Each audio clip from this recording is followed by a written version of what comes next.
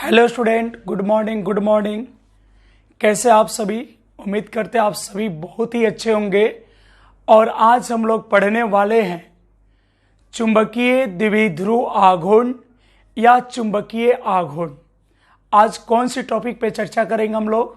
तो topic name होगा आज का चुंबकीय द्विध्रुव आघूर्ण या चुंबकीय आघूर्ण। तो इससे पहले हम लोग इलेक्ट्रोस्टैट में देख चुके हैं विद्युत द्विध्रुव। क्या विद्युत द्विध्रुव इलेक्ट्रोस्टैट में हम लोग डिस्कस कर चुके हैं। तो विद्युत द्विध्रुव क्या था? तो इसमें दो आवेश को लिया गया था। कितने आवेश को लिया गया था? दो आवेश का। दोनों का परिमाण बराबर चाहिए था और प्रकृति विपरीत, यानी एक था -q और दूसरा था +q। ठीक है, इस बिंदु को A माने थे और इस बिंदु को B माने थे। और दोनों आवेश को एक दूसरे से बहुत कम दूरी पे रखते थे और ये दोनों आवेशों के बीच एक मध्य बिंदु माने थे O, और इस आधी दूरी को माने थे A से O को L और इसको भी माने थे L। तो ये जो निकाय बना था इसको हम लोग क्या कहते थे? विद्युत द्विध्रुव। यदि समान परिमाण, जैसे -q का भी परिमाण कितना होता है? q, और +q का भी परिमाण कितना होता है? q। तो हम डिफिनेशन क्या थी विद्युत द्विध्रुव का? तो यदि समान परिमाण परंतु विपरीत प्रकृति के दो बिंदु आवेश एक दूसरे से बहुत कम दूरी पर स्थित हो तो इससे बने निकाय को क्या कहते हैं? विद्युत द्विध्रुव। आज हमको समझना है चुंबकीय द्विध्रुव। क्या समझना है? चुंबकीय द्विध्रुव। तो आपको पता होगा कि छड़ चुंबक में कितने ध्रुव होते हैं? दो, एक उत्तरी और एक दक्षिणी। तो यहां पे हम ले लेते हैं एक उत्तरी ध्रुव और यहां पे ले लेते हैं दक्षिणी ध्रुव। उत्तरी ध्रुव की ध्रुव प्रबलता को प्लस मानते हैं। उत्तरी ध्रुव की ध्रुव प्रबलता को क्या मानते हैं हम लोग? प्लस। और दक्षिणी ध्रुव की ध्रुव प्रबलता को क्या मानते हैं? माइनस, ऋणात्मक मानते हैं। और इन दोनों ध्रुवों को ये मिलाने वाली रेखा हो गई। और यहां हमने मध्य बिंदु क्या मान लिया? O। ठीक है, उत्तरी ध्रुव का मध्य बिंदु से दूरी क्या मान लिए? L। और दक्षिणी ध्रुव का भी मध्य बिंदु से दूरी क्या मान लिए? L। यहां पे कुल दूरी कितनी हो गई? 2L। कितनी दूरी हो गई? 2L। ठीक है, ठीक है। तो ये जो अरेंजमेंट है बिल्कुल इसकी तरह हो गया, विद्युत द्विध्रुव की तरह हो गया। ये अरेंजमेंट किसकी तरह हो गया? विद्युत द्विध्रुव की तरह। तो यानी ये जो छड़ चुंबक है, ये छड़ चुंबक एक प्रकार का क्या है? चुंबकीय द्विध्रुव है। ये छड़ चुंबक क्या है? चुंबकीय द्विध्रुव है। छड़ चुंबक के जो दोनों किनारों के बीच की दूरी होती है, जो किनारों की लंबाई होती है, इसको बोलते हैं ज्यामितीय लंबाई। और दोनों ध्रुवों के बीच की जो दूरी होती है उसको बोलते हैं प्रभावी लंबाई। प्रभावी लंबाई जो है ज्यामितीय लंबाई से क्या होती है? छोटी होती है। अगर ज्यामितीय लंबाई 6 सेंटीमीटर होगा, 6 सेंटीमीटर, तो प्रभावी लंबाई होगा 5 सेंटीमीटर। यानी प्रभावी लंबाई ज्यामितीय लंबाई के 5/6 गुना होता है। ठीक है, और ये जो छड़ चुंबक है इसी को हम लोग क्या कहते हैं? चुंबकीय द्विध्रुव। यहां चुंबकीय द्विध्रुव में भी क्या हुआ? तो समान परिमाण की ध्रुव प्रबलता ली गई, समान परिमाण के ध्रुव प्रबलता लिए गए इस पे, और दोनों के प्रकृति क्या हो गए? विपरीत, और दोनों को बहुत कम दूरी पे रख दिए। तो ये जो निकाय बना, यानी जो छड़ चुंबक है, इसी को हम लोग क्या कहते हैं? चुंबकीय द्विध्रुव। लेकिन आज की टॉपिक क्या है? चुंबकीय आघूर्ण। आज हम लोग मुख्य रूप से पढ़ने वाले क्या है? चुंबकीय आघूर्ण। तो देखिए यहां पे छड़ चुंबक, छड़ चुंबक, छड़ चुंबक एक चुंबकीय द्विध्रुव है। छड़ चुंबक क्या है? एक चुंबकीय द्विध्रुव है। ठीक है, लेकिन हमको पढ़ना है चुंबकीय द्विध्रुव आघूर्ण। तो आप बताइए विद्युत द्विध्रुव आघूर्ण किसको कहते थे? विद्युत द्विध्रुव आघूर्ण किसको कहते थे? तो विद्युत द्विध्रुव के किसी एक आवेश का परिमाण और दोनों आवेशों के बीच की दूरी के गुणनफल को विद्युत द्विध्रुव आघूर्ण कहते हैं। तो यहां पर हमको पढ़ना है चुंबकीय द्विध्रुव आघूर्ण। तो चुंबकीय द्विध्रुव आघूर्ण, चुंबकीय द्विध्रुव आघूर्ण,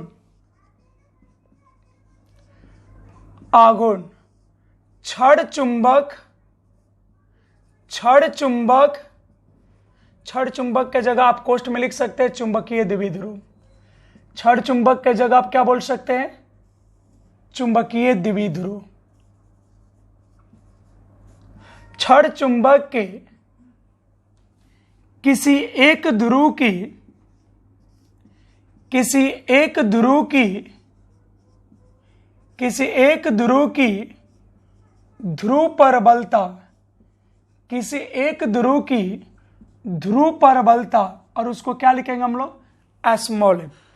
अगर उत्तरी ध्रुव का ध्रुव परबलता लेते हैं तो प्लस एम का मॉड प्लस एम, और दक्षिणी ध्रुव का भी ध्रुव परबलता माइनस एम का मॉड लोगे तो एम होगा। तो चुंबकीय द्विध्रुव, चुंबकीय द्विध्रुव आघूर्ण छड़ चुंबक के किसी एक ध्रुव की ध्रुव प्रबलता और दोनों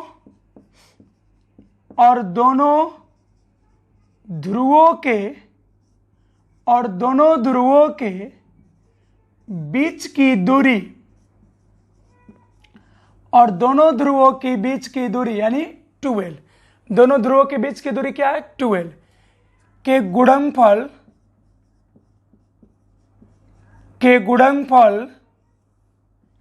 के बराबर होता है, गुणनफल के बराबर होता है। तो चुंबकीय आघूर्ण क्या है? तो चुंबकीय द्विध्रुव आघूर्ण, चुंबकीय द्विध्रुव आघूर्ण छड़ चुंबक के किसी एक ध्रुव की ध्रुव प्रबलता और दोनों ध्रुवों के बीच की दूरी यानी 12 के गुणनफल के बराबर होता है। चुंबकीय द्विध्रुव आघूर्ण को किस लेटर सूचित करते हैं? कैपिटल एम वेक्टर द्वारा सूचित किया जाता है। इसे कैपिटल एम वेक्टर द्वारा सूचित करते हैं। चुंबकीय द्विध्रुव आघूर्ण को किस अक्षर सूचित करते हैं? तो कैपिटल एम वेक्टर द्वारा सूचित किया जाता है। चुंबकीय द्विध्रुव आघूर्ण को कैपिटल एम वेक्टर द्वारा सूचित किया जाता है। इसलिए कैपिटल एम वेक्टर बराबर किसी एक ध्रुव की ध्रुव प्रबलता, तो माइनस एम का भी मॉड लोगे तो प्लस एम, और प्लस एम का मॉड तो प्लस एम होगा ही, और इनटू हो जाएगा 12। अब देखिए इधर वेक्टर है, इधर वेक्टर नहीं है, तो ध्रुव प्रबलता तो अदिश राशि है, लेकिन यहां जो दूरी है, दोनों ध्रुवों के बीच की जो दूरी है वह छोटा भी है और सीधा भी है। तो जब दूरी सीधा रहे तो उसको हम लोग विस्थापन सदिश मान सकते हैं। तो यहाँ दूरी छोटा भी है और सीधा भी है, तो यहाँ चूंकि इधर वेक्टर है तो हम इधर वेक्टर फॉर्म ले लेंगे। तो ये चुंबकीय द्विध्रुव आघूर्ण का सूत्र हो गया कैपिटल एम वेक्टर बराबर स्मॉल एम इंटू 12 वेक्टर। यह सदिश रूप में हो गया। अगर इसकी परिमाण की बात करें हम, परिमाण मैग्नीट्यूड, अगर इसके परिमाण की बात करें तो हमको मॉड लेना पड़ेगा दोनों तरफ, तो हो जाएगा mod M vector equal to mod M into 12 vector. ठीक है, ये हो जाएगा। अब एम वेक्टर का, मॉड एम वेक्टर का परिमाण हो जाएगा m, और यहां हो जाएगा m इंटू 12, या इसी को हम लिख सकते हैं 2ml। तो चुंबकीय द्विध्रुव आघूर्ण का फॉर्मूला हो गया m इंटू 12। ठीक है, चुंबकीय द्विध्रुव आघूर्ण कैसी राशि है? सदिश राशि। तो इसकी दिशा भी होगी, तो इसकी दिशा होती है और दक्षिणी ध्रुव से उत्तरी ध्रुव की ओर होती है। किधर होती है?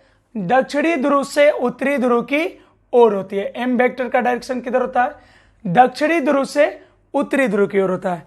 अगर इधर हम दक्षिणी लेते और इधर उत्तरी लेते तो ये डायरेक्शन ऐसे हो जाता। किधर होगा? दक्षिणी ध्रुव से उत्तरी ध्रुव की ओर। तो दिशा हो जाएगा, दिशा यानी डायरेक्शन किधर हो जाएगा? तो इसकी डायरेक्शन हो जाएगी उत्तरी ध्रुव से दक्षिणी ध्रुव की ओर, उत्तरी ध्रुव से, सॉरी यहां दक्षिणी है ना, किधर से होता है, दक्षिणी ध्रुव से उत्तरी ध्रुव की ओर, डायरेक्शन किधर होगा, दक्षिणी ध्रुव से उत्तरी ध्रुव की ओर। ये बिल्कुल विद्युत द्विध्रुव आघूर्ण की तरह। विद्युत द्विध्रुव आघूर्ण का डायरेक्शन किधर था, ऋणात्मक आवेश से धनात्मक आवेश की ओर। तो चुंबक में ऋणात्मक कौन होता है, दक्षिणी, तो इसमें हो जाएगा दक्षिणी से उत्तरी ध्रुव की ओर। तो चुंबकीय द्विध्रुव आघूर्ण या चुंबकीय आघूर्ण क्या है, क्षण चुंबक एक चुंबकीय द्विध्रुव है। चुंबकीय द्विध्रुव आघूर्ण क्षण चुंबक के किसी एक ध्रुव की ध्रुव प्रबलता और दोनों ध्रुवों के बीच की दूरी यानी 12 के गुणनफल के बराबर होता है। इसे कैपिटल एम वेक्टर द्वारा सूचित किया जाता है। इसलिए कैपिटल एम वेक्टर बराबर एक ध्रुव की ध्रुव प्रबलता और दोनों ध्रुवों के बीच की दूरी, परिमाण लिए मोड कर दिया और दिशा होता है दक्षिणी ध्रुव से उत्तरी ध्रुव की ओर। आप इसको स्क्रीनशॉट ले लीजिए। ये बोर्ड एग्जाम में 2 नंबर में पूछा जा सकता है। कितने नंबर के लिए, 2 नंबर के लिए। और अब पढ़ने वाले हम लोग, स्क्रीनशॉट आप कर लिए होंगे, और अब पढ़ने वाले हैं चुंबकीय द्विध्रुव के अक्षीय स्थिति पर चुंबकीय क्षेत्र तीव्रता का व्यंजक, जो कि लॉन्ग थ्योरी होगा, 5 नंबर में आने लायक होगा। तो उम्मीद कर रहे हैं इसको आप लिख लिए होंगे, बोर्ड को साफ कर रहे हैं। तो चलिए अब अगला टॉपिक देखते हैं। अगला टॉपिक क्या है, चुंबकीय द्विध्रुव के अक्षीय स्थिति या अनुदैर्ध्य स्थिति पर चुंबकीय क्षेत्र तीव्रता का व्यंजक प्राप्त करें। ये जो क्वेश्चन है ये 5 नंबर में लॉन्ग में पूछा जाएगा। ठीक है, ये लॉन्ग क्वेश्चन में रहेगा। जब भी बोर्ड एग्जाम में आएगा तो ये 5 नंबर का क्वेश्चन होगा। 5 नंबर के लिए चुंबकीय द्विध्रुव के अक्षीय स्थिति या अनुदैर्ध्य स्थिति पर चुंबकीय क्षेत्र तीव्रता का व्यंजक प्राप्त करें। तो सबसे पहले क्या करते हैं, एक फिगर बनाते हैं और मान लेते हैं हम ये कि क्षण चुंबक है, क्योंकि क्षण चुंबक एक प्रकार का चुंबकीय द्विध्रुव होता है। क्षण चुंबक एक प्रकार का क्या होता है, चुंबकीय द्विध्रुव होता है। तो ये क्षण चुंबक अनेक तरह का चुंबकीय द्विध्रुव ले लिए। यहां पर चुंबकीय द्विध्रुव के जगह क्षण चुंबक भी दे सकता है। ठीक है, और यहां पे हम ले लिए इधर दक्षिणी ध्रुव और यहां को ले लिए उत्तरी ध्रुव, और इसको मान लिए मध्य बिंदु O। इसको मध्य बिंदु क्या मान लिए, O मान लिए। ये हम लोग का हो गया मध्य बिंदु O। दक्षिणी ध्रुव की ध्रुव प्रबलता कितनी होती है, -m। उत्तरी ध्रुव का ध्रुव प्रबलता क्या होता है, +m।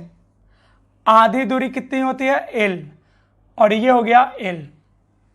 ठीक है, या टोटल आप लिख सकते हैं एक साथ, L दोनों होता है, टोटल कितना हो जाएगा 12। ये टोटल हो गया 12, आधा दूरी L, आधा दूरी L।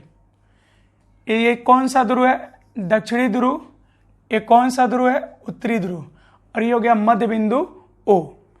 तो अक्ष का मतलब होता है कि दोनों ध्रुवों को मिलाने वाली रेखा, ऐसे दोनों ध्रुवों को मिलाने वाली रेखा ये अक्ष है, और इसके जो लंबवत होगा उसको बोलते हैं निरक्ष। तो हमको अभी चुंबकीय क्षेत्र तीव्रता निकालना है हम लोग को कौन सी स्थिति पे, अक्षीय स्थिति पर। हम लोग को अभी चुंबकीय क्षेत्र तीव्रता निकालना है कौन सी स्थिति पे, अक्षीय स्थिति पे। तो मान लेते हैं ये अक्षीय स्थिति हुआ, ये कौन सी स्थिति है, अक्षीय स्थिति। इसी स्थिति पर हमको बताना है चुंबकीय क्षेत्र तीव्रता। ये मध्य बिंदु O से स्मॉल r दूरी पर, मध्य बिंदु O से कितनी दूरी पे, r दूरी पर मान लीजिए एक बिंदु P है, और इसी P बिंदु पर चुंबकीय क्षेत्र तीव्रता बतानी है। तो चूंकि जिस बिंदु पर चुंबकीय क्षेत्र तीव्रता बतानी है वहां पर हम लोग एकांक उत्तरी ध्रुव रखेंगे, क्योंकि एकांक उत्तरी ध्रुव पर लगने वाले बल को ही हम लोग चुंबकीय क्षेत्र तीव्रता कहते हैं। इस P बिंदु पर एकांक उत्तरी ध्रुव रखेंगे। क्यों रखेंगे, क्योंकि एकांक उत्तरी ध्रुव पर लगने वाले बल को क्या कहते हैं, चुंबकीय क्षेत्र तीव्रता कहते हैं। तो यहां रख दिए +1। अब यहां उत्तरी ध्रुव से इसकी दूरी हो जाएगी, चूंकि r से तो अब छोटा होगा, और कितना छोटा होगा तो L, ये दूरी कम हो जाएगी। तो उत्तरी ध्रुव का दूरी P से हो जाएगा R माइनस L। ये टोटल कितना R, तो इसमें L तो घट गया, L क्या होगा यहाँ पे घट जाएगा। ये मध्य बिंदु O से N का जो दूरी है वो तो कम हो जाएगा। अगर ये दक्षिणी ध्रुव का P से दूरी बोले तो दक्षिणी ध्रुव का R से बड़ा होगा और कितना बढ़ जाएगा, तो L बढ़ जाएगा। तो ये हो जाएगा R प्लस L हो जाएगा। क्या हो जाएगा, R प्लस L। अब इस एकांक उत्तरी ध्रुव पर दोनों ध्रुवों के चलते अलग अलग क्षेत्र तीव्रता होगा। तो ये प्लस उत्तरी ध्रुव के कारण प्लस और यहां भी प्लस, तो प्लस प्लस में क्या होता है, प्रतिकर्षण। तो यहां पे जो चुंबकीय क्षेत्र तीव्रता होगी वो बाहर की ओर होगी, यानी N से P की ओर होगी। यहां पे जो चुंबकीय क्षेत्र तीव्रता उत्तरी ध्रुव के कारण होगी वो बाहर की ओर होगी या NP की ओर होगी। चुंबकीय क्षेत्र तीव्रता को हम लोग B लिखते हैं, और चूंकि उत्तरी ध्रुव के कारण है तो पहचान के लिए लिख देंगे N, यानी Bn वेक्टर। दक्षिणी ध्रुव की ध्रुव प्रबलता ऋणात्मक है और ये प्लस है, तो प्लस माइनस में आकर्षण तीव्रता लगेगी, आकर्षण प्रकृति की। तो यहां पे हम दिखा देंगे आकर्षण, यानी यहां डायरेक्शन हो गया P से N की ओर, यहां डायरेक्शन हो गया P से N की ओर, और यहां लिख देंगे Bs वेक्टर। यहां पे क्या लिख देंगे, Bs वेक्टर, ठीक है। और इसको मान लिया हम P। अब इसके बारे में थोड़ा सा आप समझ लीजिए। माना कि यहां तक ठीक है, ये दूरी सब समझ गए आप। अब देखिए ये क्या है, माना कि NS यहां पे N और S है ना, तो माना कि NS एक छड़ चुंबक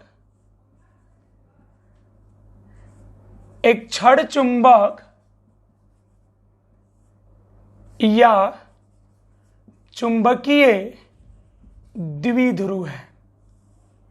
एक छड़ चुंबक या चुंबकीय द्विध्रुव है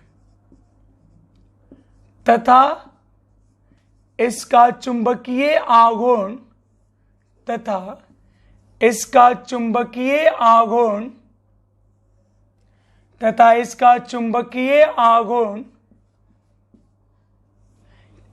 किसी भी छड़ चुंबक का चुंबकीय आघूर्ण कितना होता है, capital M is equal to 2ml है। अब ये जस्ट पढ़े हम लोग, छड़ चुंबक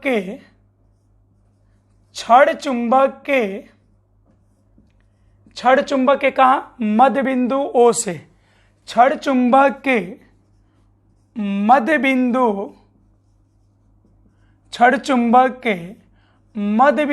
O से, कहां से, छड़ चुंबक के मध्य बिंदु O से, यहां पे मध्य बिंदु है, कितना दूरी पे, मध्य बिंदु O से कितना दूरी पे, R दूरी पर एक बिंदु P है। मध्य बिंदु O से स्मॉल r दूरी पर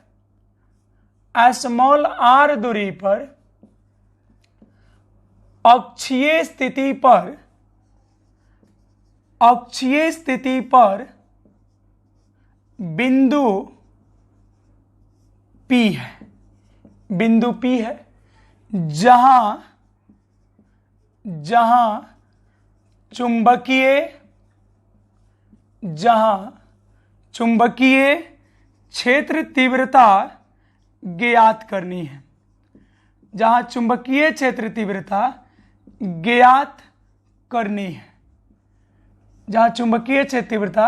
ज्ञात करनी है, ठीक है। हमने क्या माना कि NS एक छड़ चुंबक या चुंबकीय द्विध्रुव है तथा इसका चुंबकीय आघूर्ण कैपिटल M बराबर क्या है, 2ml है। छड़ चुंबक के मध्य बिंदु O से R दूरी पर अक्षीय स्थिति पर एक बिंदु P है जहां चुंबकीय क्षेत्र तीव्रता ज्ञात करनी है, ठीक है। अब देखिए इस P बिंदु पर दो चुंबकीय क्षेत्र तीव्रता लगा है, एक उत्तरी ध्रुव के कारण और एक दक्षिणी ध्रुव के कारण, यानी यहां P पर दो चुंबकीय क्षेत्र तीव्रता है। तो पहले क्या करेंगे, दोनों को अलग अलग निकाल लेंगे और फिर दोनों का सदिशीय योग कर देंगे, तो P पर परिणामी निकल जाएगा। तो अब क्या करेंगे हम, अब उत्तरी ध्रुव के कारण, किसके कारण, अब उत्तरी ध्रुव के कारण बिंदु P पर चुंबकीय क्षेत्र तीव्रता होगा। बिंदु P पर चुंबकीय क्षेत्र तीव्रता होगा। बिंदु P पर चुंबकीय क्षेत्र तीव्रता होगा उत्तरी ध्रुव के कारण। यहां उत्तरी ध्रुव है और P पर चुंबकीय क्षेत्र तीव्रता होगा, तो दूरी कितना हो जाएगा NP। और चुंबकीय क्षेत्र तीव्रता का सूत्र क्या होता है? तो चुंबकीय क्षेत्र तीव्रता का आप सूत्र पढ़े हैं, B बराबर μ0 बाई 4 पाई M बटा में R²। यही सूत्र पढ़े हैं। चुंबकीय क्षेत्र तीव्रता का सूत्र होता है B बराबर μ0 बाई 4 पाई M बटा R²। तो चूंकि उत्तरी ध्रुव के कारण पढ़े हैं, तो उत्तरी ध्रुव के कारण P पे चुंबकीय क्षेत्र तीव्रता Bn है, तो यहां लिख देंगे Bn, और Bn इक्वल टू हो जाएगा μ0 बाई 4 पाई M अब बटा में R²। तो यहां R दूरी था, R यहां पे क्या दूरी है, तो यहां उत्तरी ध्रुव का P से दूरी क्या है NP। यहां उत्तरी ध्रुव का P से दूरी क्या है NP, तो यहां हम क्या लिख देंगे NP और इसका स्क्वायर। ठीक है, क्या लिख दिए NP का स्क्वायर। अब अगर हम इसी को आगे बढ़ा दें वेक्टर फॉर्म में, तो Bn वेक्टर बराबर हो जाएगा μ0 बाई 4 पाई M। NP के जगह हम लिख सकते हैं NP R माइनस L, तो यहां हो जाएगा R माइनस L का होल स्क्वायर। क्या हो जाएगा R माइनस L का होल स्क्वायर। और दिशा किधर हो जाएगा, चूंकि सदिश राशि है तो ये तो परिमाण हुआ, ये क्या हो गया परिमाण, और क्या चाहिए हमको दिशा। तो इसकी दिशा किधर है बाहर की ओर, तो आप बाहर की ओर भी लिख सकते हैं या लिख सकते हैं N से P की ओर। तो N से P की ओर को क्या लिखेंगे NP की ओर। ठीक है, अब तो बोर्ड क्लियर करना पड़ेगा, तो पहले इतना उतारिए, स्क्रीनशॉट ले लीजिएगा, आगे बताते हैं। अब इसी प्रकार हम लोग, ये उत्तरी ध्रुव हो गया, अब इसी प्रकार दक्षिणी ध्रुव के कारण निकालेंगे। दक्षिणी ध्रुव के कारण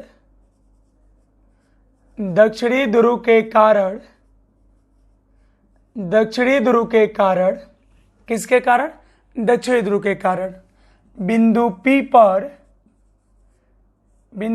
पर चुंबकीय क्षेत्र तीव्रता, बिंदु P पर चुंबकीय क्षेत्र तीव्रता होगा।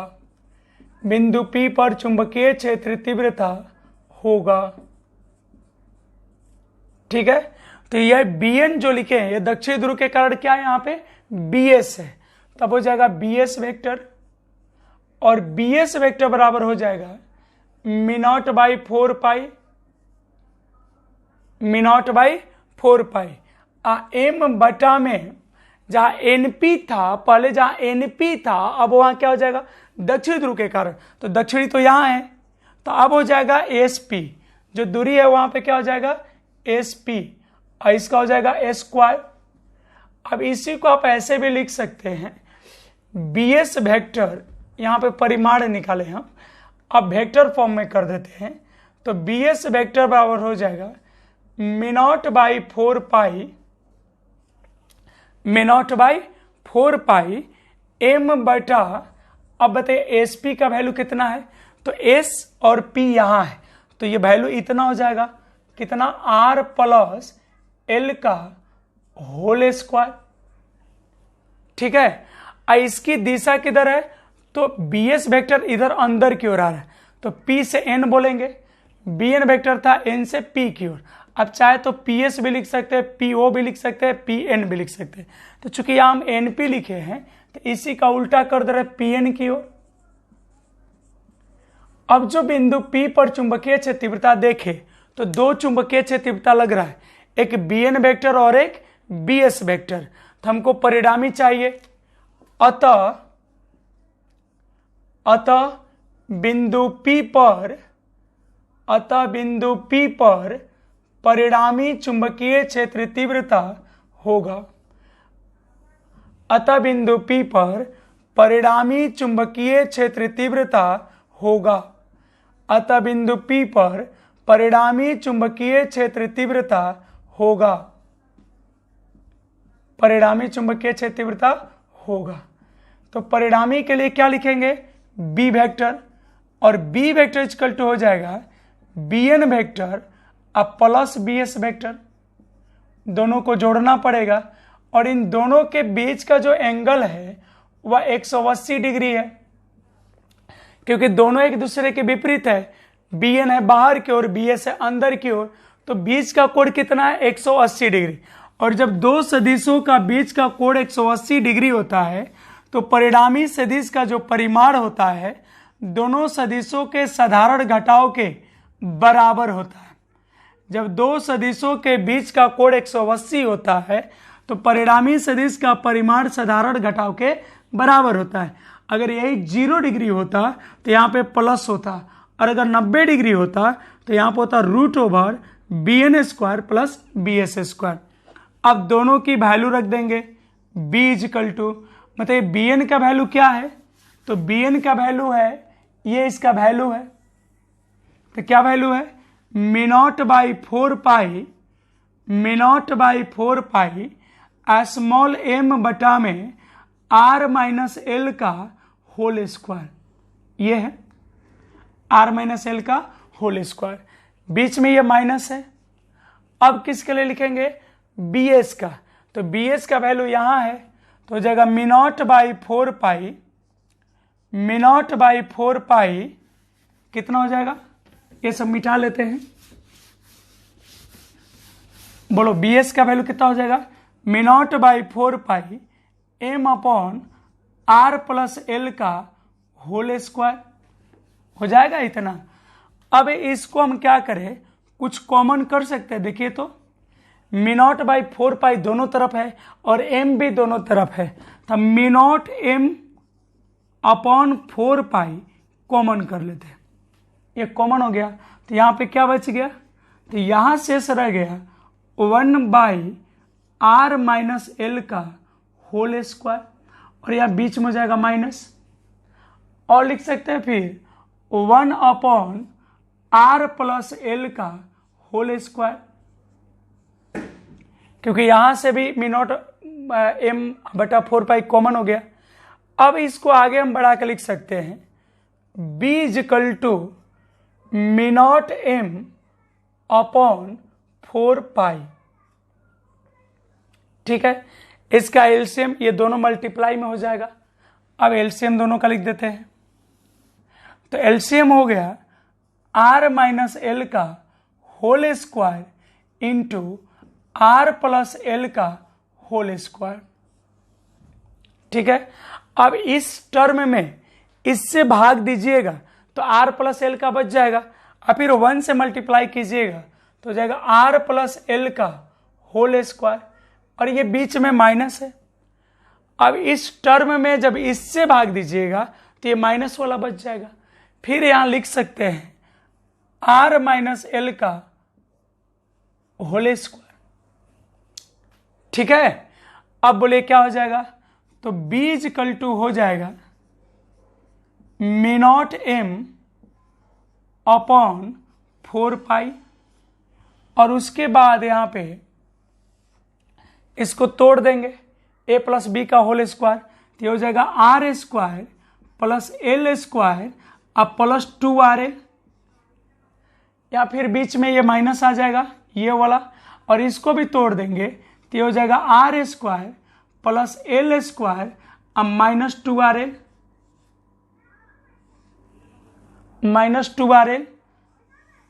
और यहां क्या हो जाएगा? तो यहां हो जाएगा a minus B into A plus B, अब पूरा का होल स्क्वायर, क्योंकि दोनों का स्क्वायर है, तो लिख देंगे r² अब माइनस l² अब फिर टोटल का स्क्वायर। ठीक है, अब इसको थोड़ा सा आगे बढ़ा देते हैं। यहां तक स्पष्ट है? स्क्रीनशॉट ले लीजिए, स्क्रीनशॉट ले लिए। चलो ऊपर मिटाते हैं।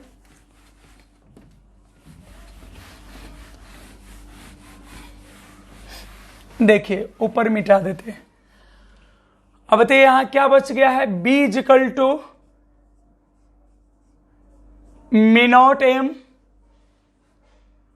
Upon 4 pi, mu naught M upon 4 pi, ये जेव कहते उतार देंगे तो हो जाएगा into R square plus L square plus 2RL। ये यहां तक तो जेव का तेव हो गया, R square plus L square plus 2RL। अब चाहिए माइनस से गुना करना है, यहां है आर स्क्वायर और आर स्क्वायर में जब माइनस से गुना करेंगे तो माइनस आर स्क्वायर, फिर हो जाएगा माइनस एल स्क्वायर और यहां हो जाएगा माइनस माइनस प्लस तो हो जाएगा प्लस 2RL अपॉन बटा में यहां हो जाएगा R square minus L square और इसका पूरा का होल स्क्वायर। अब बताइए इसमें कहीं कैंसिल होगा, देखिए यहां पे आर स्क्वायर प्लस है, यहां आर स्क्वायर माइनस है, यहां एल स्क्वायर प्लस है, यहां एल स्क्वायर माइनस है, तो कैंसिल हो गया। तो B इक्वल टू बच गया मी नॉट एम अपॉन 4 पाई, क्या रह गया, मी नॉट एम अपॉन 4 पाई, ठीक है। अब यहां पे 2RL और 2RL कितना हो जाएगा, 2RL और 2RL हो जाएगा 4RL, 2RL प्लस 2RL कितना हो गया 4RL, अब बटा में हो गया R square minus L square और टोटल का होल स्क्वायर, ठीक है। अब इसको थोड़ा सा और सिंप्लीफाई करते हैं, लिख सकते हैं B equal to mu naught by 4 pi, ये मैग्नेट का रिजर्व कांस्टेंट है, मी नॉट बाई 4 पाई। यहां 4 है तो 4 को लिख सकते हैं 2 गुने 2, फिर क्या लिख देंगे m, उसके बाद क्या लिख देंगे l, तो ये हो गया 2ml, 2 दूनी 4 ml और उसके बाद लिख दिया r, ऊपर वाले सारे टर्म हो गए, देखिए m, 2 दूनी 4 l और r, फिर बटा में कितना है R square minus L square total का होल स्क्वायर, ठीक है। अब आप बताइए इस 2ml को क्या कहते हैं, इस 2ml को हम लोग चुंबकीय द्विध्रुव आघूर्ण कहते हैं, कैपिटल M। तो B इक्वल टू फॉर्मूला हो गया आपका मी नॉट बाई 4 पाई और यहां हो गया 2 कैपिटल M R, अब बेटा में हो जाएगा R square minus L square का होल स्क्वायर, यही आपका फॉर्मूला हो गया, इसको नोट कर लीजिए, ठीक है। यहां तक कंप्लीट कर लिए, आइए देखते इधर।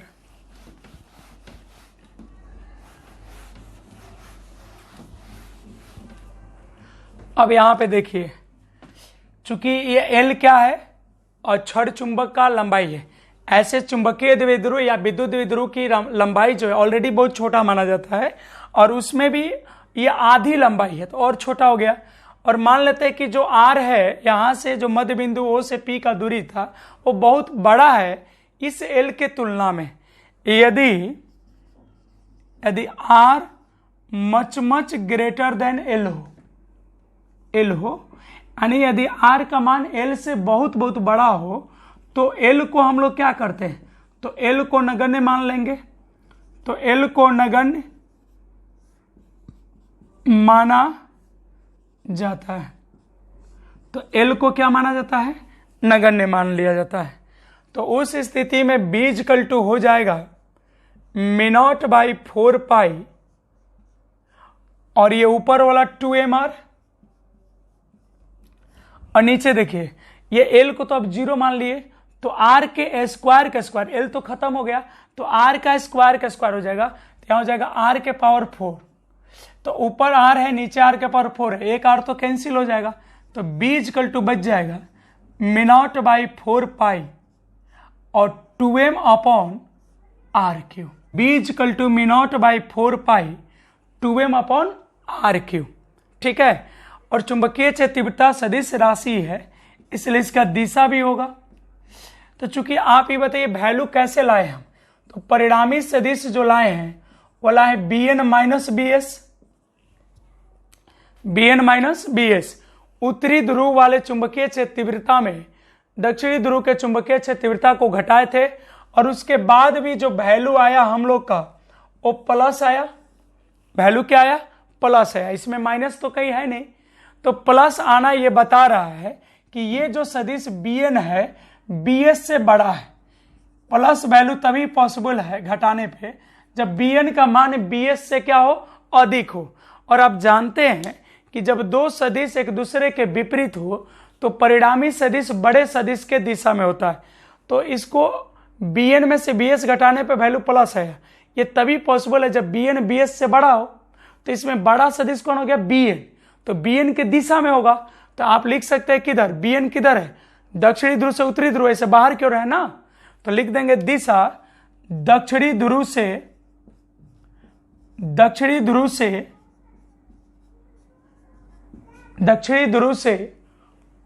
उत्तरी ध्रुव की ओर, दक्षिणी ध्रुव से उत्तरी ध्रुव की ओर, या और दक्षिणी ध्रुव से उत्तरी ध्रुव की ओर चुंबकीय आघूर्ण भी होता है, तो लिख सकते हैं या चुंबकीय आघूर्ण के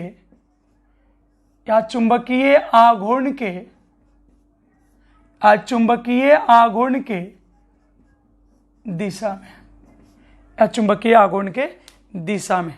तो ये 5 नंबर का थ्योरी था, ठीक है, लॉन्ग थ्योरी में आता है, स्क्रीनशॉट ले लीजिए।